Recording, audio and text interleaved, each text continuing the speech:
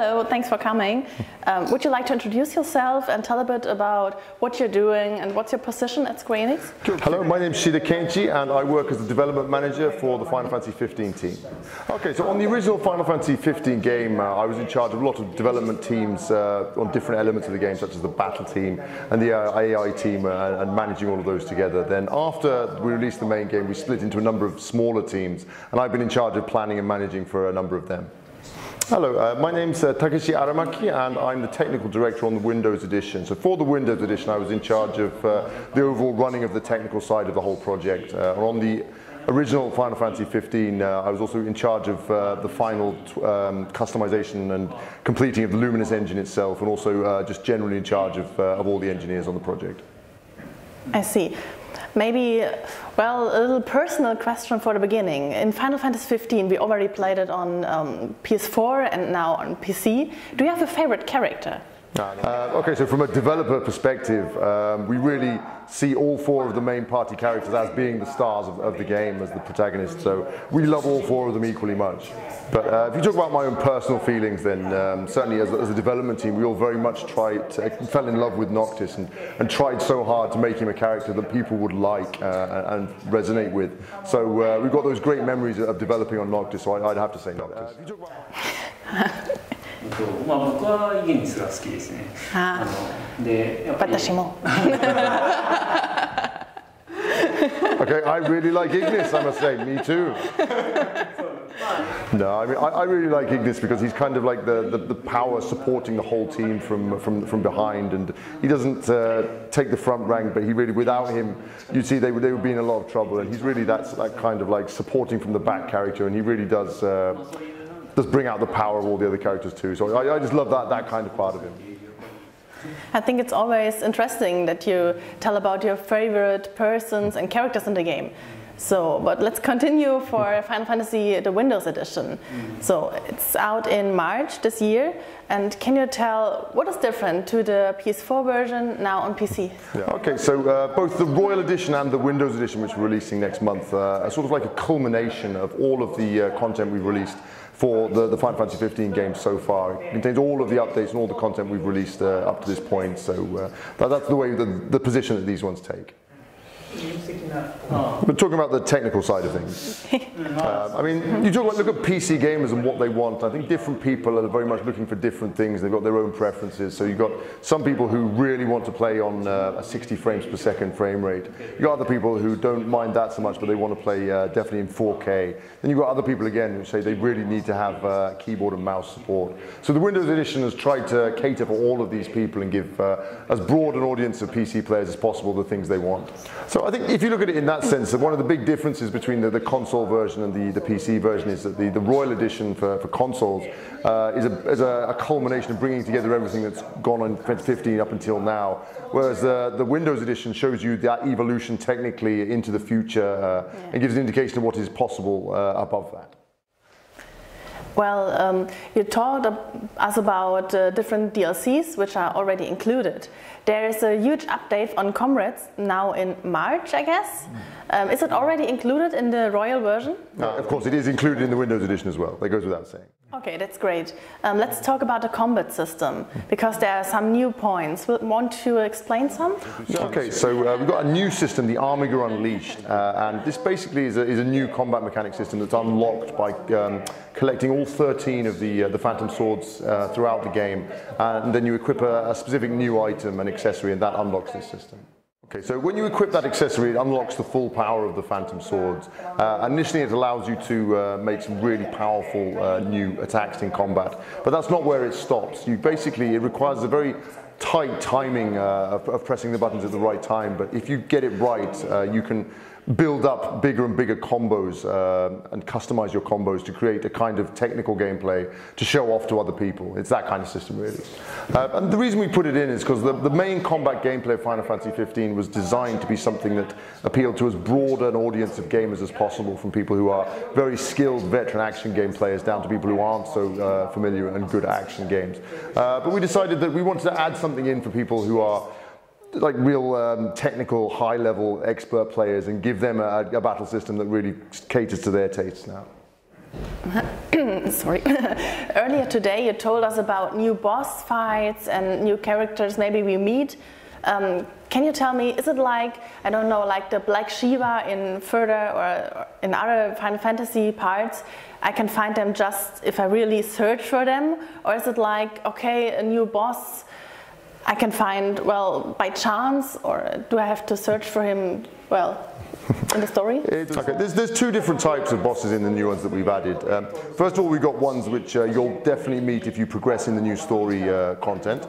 And then we've also got other ones which are hidden a little bit more in the side roads of the game, and you've got to go out and search them a bit more. So you've got both types. Ah, okay, so we have both. Yes. Oh, that's great. Well, if we talk about the PC version, we have to talk about modding. So can you tell a little bit about it? One of the things that we really paid a lot of attention to and placed a lot of value on in developing Final Fantasy 15 was the idea of making it as free a game to play as possible. And because of that, we felt that we very much needed to have gameplay using mods for people who want that kind of thing. But of course, we understand that among the fans of Final Fantasy, there may be a number of people out there who aren't so familiar with playing games using mods. So we decided to start out with something very simple and easy to understand, which would be having the ability to replace the skins of all the NPCs with character costumes. But we're thinking of, in future, broadening out the options there, listening to the feedback of what the community wants there to allow people to then go on and maybe play using data that they've created themselves, or to have a modding tool that they can create an even wider range of different customizations for the game. Okay, and if we talk about free modding, are there any borders that you say, okay, we can't make them in, I don't know, swimming clothing? No, I think we'd probably want to have some kind of limitations on anything that would sort of create a very strange experience for people when they play against other people in multiplayer.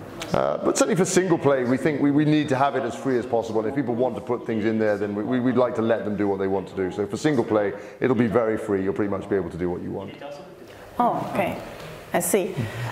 Let's talk about these new vehicles we have. I saw we can go on water with some new stuff, can go fishing on the sea. Can you tell a little bit more about that? Yeah, this is the Royal Cruiser that you actually pick up in the city of Altissier. And up until now, you haven't been able to pilot it around the seas freely, but we've opened it up and you can actually do that now. You can travel around quite a wide expanse of the sea in the game. Obviously, it's not the entire ocean. There's a lot of areas you can go to there. And on the boat, you also got a number of extra fishing activities and little things you can do there too. I mean, the fishing mini-game in Final Fantasy 15 is something that a lot of people really enjoy and find as one of the big draws of the game. So, of course, we wanted to add sea fishing in there as well to allow you to catch some new different types of fish that you previously wouldn't have been able to get. And obviously, because of those new fish, that allows you to open up some new recipes to make as well. And we've actually got a fishing sonar added as well. In the top right-hand corner of the screen, you get to see where all the concentrations of fish are. So you can search out where to go fishing and play around with that as well. So, I mean, there's the general area you can travel. You can go all the way from Altissier right up to Cayenne. And then obviously widening out from there, you get to go to all the little places people would want to visit with the boat. And there's a number of other quests you can do to get to those little areas as well. So, I mean, so we originally started with just the regalia, the car on the roads, and then obviously that then developed to be the off-road model, and then it learned to fly in the sky. So now with the boat, we've basically covered the whole of land, sea, and air, and we've got all of the terrain available now for you to travel on. Speaking about regalia, on some events like the Assassin's Creed event recently, we had the possibility to get some stickers for the regalia. I think you told us a few minutes ago that we have new possibilities for the regalia, maybe new optics. Is that true? Sorry, what do you mean by optics? Like, you know how it looks like and visuals. Yeah, visuals, yeah. Right. I mean, certainly we've got a number of stickers included in the Royal and the Windows editions as extras, but for mods, we're still looking into what we're doing with mods, so we haven't got any solid plans for that. I see. So, what else is new on the Royal version of Final Fantasy 15 for PC? Everything other than what we discussed, discussed now, okay. Just let me think what there is. I mean, I was very impressed because I already had the possibility to play a few minutes about the grass and how it looks like now. Yeah. Windows edition. For the Windows edition, yes. Yeah, yeah, of course. Royal Edition. That's not in the Royal Edition. No, I think thanks to the technology that we've been able to use in collaboration with NVIDIA, that really has allowed us to enhance the visuals of the game, to just really push the atmosphere and that feeling of being in the world. And that includes things obviously like the grass and also on the way that the hairs on the monsters are laid out and really detailed things like that. Yeah, I really love that. So. Thank you. I mean, yeah, we think that people will see that. There'll be people who've never played Final Fantasy 15 before, and they'll see that and they'll want to play the game. They'll be drawn to it. And at the same time, there'll be people who see that new technology, people who have already played Final Fantasy 15, and they'll really want to give it another go and try it again. So. There's one new thing I recognized. We have now the first-person view. Oh yeah, no, the first-person mode was something that was a big call for from a lot of PC gamers. Yeah. But obviously Final Fantasy 15 being a very dynamic game with a lot of rapid movement around different angles, so that was something that we took a lot of time and a lot of hard work to get right, was adjusting the first-person camera to work well with that. So he was always saying that we need to do even more tweaks and adjustments to it to make it just right. Now, the team had made the first-person camera and they showed it to me, but I saw it and said, no, this isn't something that's going to satisfy PC gamers. We have to change it around and work it again, so I failed it the first time. No, I mean, so we didn't just basically take the camera and place it inside Noctis's head as a basic thing. We really took a lot of time and effort trying to tweak the camera angles and the movements just to stop people from getting disorientated and dizzy and really make it work. But we feel that different people will have their own play styles and will want to switch between the first and the third-person camera modes in different ways. So we made it completely possible to switch at any point you like between the two modes, either in battle, during exploration. The only time you can't do it is during the story cutscenes. I see. Well, thank you for this interview, and if you want to say something to your German friends, here's your chance. Okay, the Final Fantasy 15 Windows Edition brings together absolutely all of the content and updates we've released for Final Fantasy 15 up until now. And on top of that, it also pushes the technical envelope farther away to a much higher level. It's all been enhanced and reworked to play really well on PC. I think you'll have a lot of fun with the Final Fantasy 15 Windows Edition, and I hope you enjoy the game. Okay, the Windows Edition of Final Fantasy 15 has a really large array of different graphical options and settings you can switch between and choose from, so you can really play it in just the way that you want it to. We think that this version of the game is something that will appeal to those who've played it already on console as well, so I hope everyone has a lot of fun with Final Fantasy 15. Thank you. Thank you.